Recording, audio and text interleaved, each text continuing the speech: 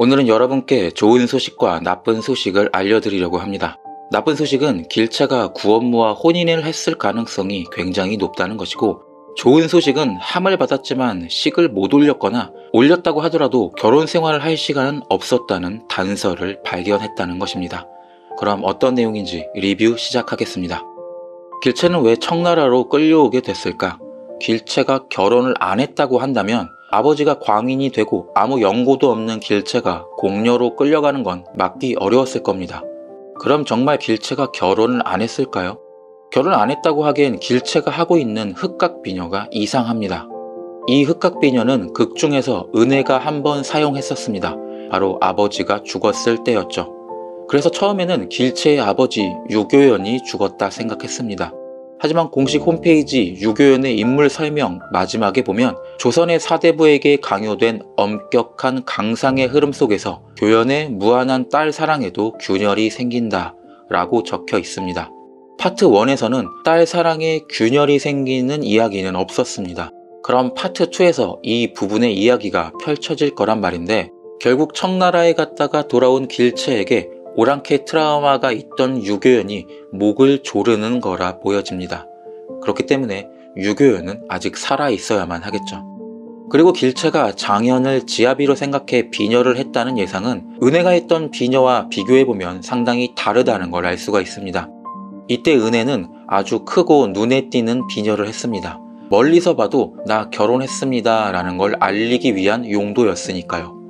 흑각비녀와 용도가 맞지 않고 은혜가 흑각비녀를 착용한 시점도 다릅니다. 그래서 결국 길채는 구원무와 결혼했고 흑각비녀를 착용한 이유는 구원무가 죽었기 때문이라는 결론에 도달했습니다. 다만 길채가 구원무와 식을 올리고 결혼 생활을 했을까라는 중요한 문제가 있습니다. 저도 드라마의 배경이 조선시대이고 공중파 드라마라는 특성상 길채가 식은 올렸지만 구원무와 결혼 생활은 하지 않았을 가능성이 높다고 생각합니다. 그리고 그 단서를 찾아냈습니다. 구원무가 죽는다면 아마 임경업 사건이라 생각해 임경업의 생애를 찾아보니 그가 파병된 시기가 바로 1640년 4월입니다. 1640년은 바로 파트 1의 마지막에 장현이 돌아온 시점이죠. 즉 장현이 떠나고 얼마 뒤 임경업은 4월에 명나라와의 전쟁을 위해 떠납니다. 이때 구원무는 임경업을 따라 전쟁에 나가게 되는 거죠. 그래서 길채는 아예 식을 못 올렸거나 올렸다고 하더라도 결혼 생활을 할 시간 없이 바로 구원무를 떠나보내야 했을 겁니다. 그리고 구원무가 이 전쟁에서 사망하게 된 거죠.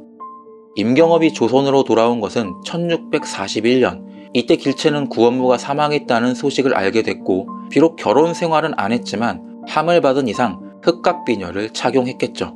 그리고 임경업이 가족과 함께 청나라로 압송되는 게 바로 1642년입니다. 파트 2가 왜 2년 뒤에 시작하나 했더니 바로 이거였죠. 구원무는 이미 전사했지만 임경업과 함께 죄를 묻기 위해 표면적인 아내였던 길채가 청나라의 공녀로 끌려갔을 것 같습니다. 공녀가 된 길채는 청나라에서의 고난이 시작되겠지만 어떻게든 조선으로 살아 돌아올 거라 생각합니다. 유교연의 인물 3명의 마지막을 풀어야 할 숙제가 아직 남아있거든요. 오늘은 길채의 결혼 이야기를 한 번 더 다뤄봤습니다. 저는 아무리 생각해도 길채가 비녀를 1642년에 꽂고 있었다는 건 결혼을 했다는 생각이 들었는데, 하지만 오늘 발견한 단서로 구원무가 파병을 떠난 것이 파트 1 마지막 직후이니 식도 못 올렸거나 올렸더라도 신혼생활은 아예 없었을 거라 생각하는 거죠. 뭔가 이렇게 역사적 시간을 바탕으로 다시 한번 정리하니 개운해진 느낌입니다.